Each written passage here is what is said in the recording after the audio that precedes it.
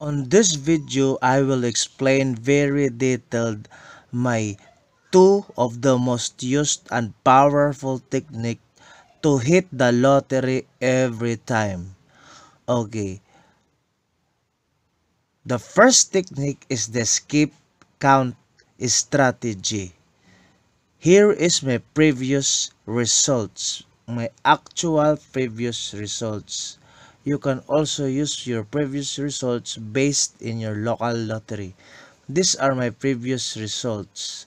So I have list my previous results from the current to the.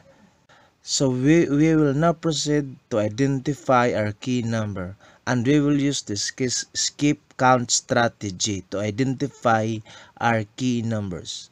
So based on my previous results, 1 has been drawn, has skipped 5 times. 1, 2, 3, 4, 5. Based on this result, 5 has skipped 5 times. Based on the current result, 2, 3 times. 3 is the current number drawn. 4, 2, 5, 1, 6, 4 times. 7, currently drawn and it was drawn double. 8, 1 skip, 9, 3, 0, 2. So, these are my skip count key number tally. Based on these results, our key number identified based on previous result and by using the skip count strategy to identify the key number, my key numbers are 1, 6, 9, 2, and 4.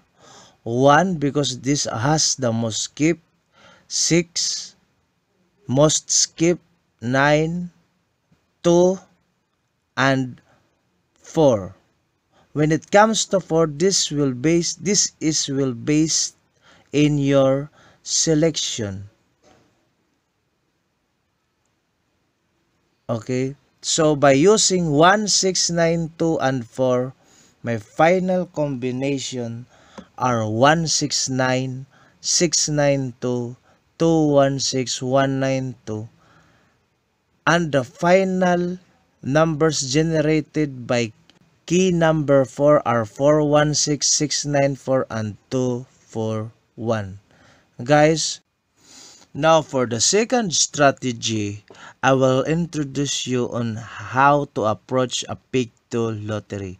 This is very powerful technique that I've been using based on my local lottery.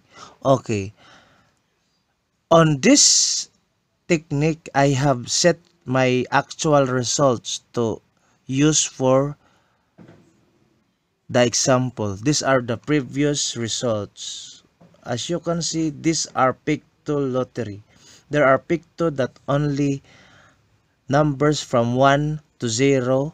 So 1, 2, 3, 4, 5, 6, 7, 8, 9. This there are also pick 2 that are from 1 to 31. So these are my previous result from present to the last drawn number. Okay? These are my key number selection from 1 to 31 based on the previous result. So I just escape the I just select the number that has not been drawn in a 2 to 3 interval.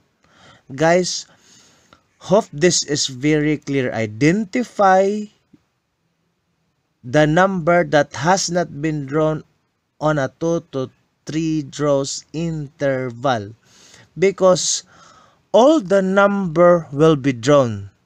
These are a universal rule in any lottery. All the numbers will drawn, all the combination will be drawn.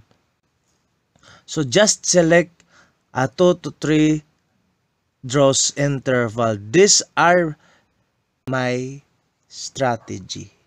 So my key number selection based from 1 to 31 numbers. These are my key number. 02, 15, 27, 07, 18. So I have chosen a 5 numbers.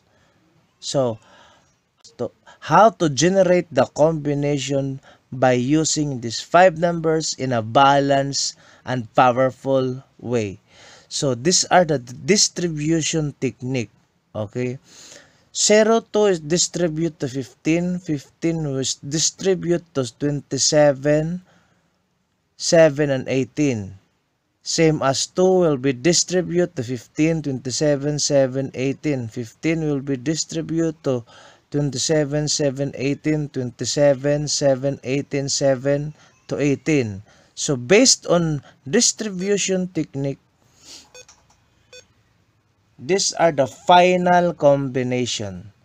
02, 15, 02, 7, 02, 27, 02, 7, 02, 18, 15, 27, 15, 07, 15, 18, 27, 07, 27, 18, 07, 18.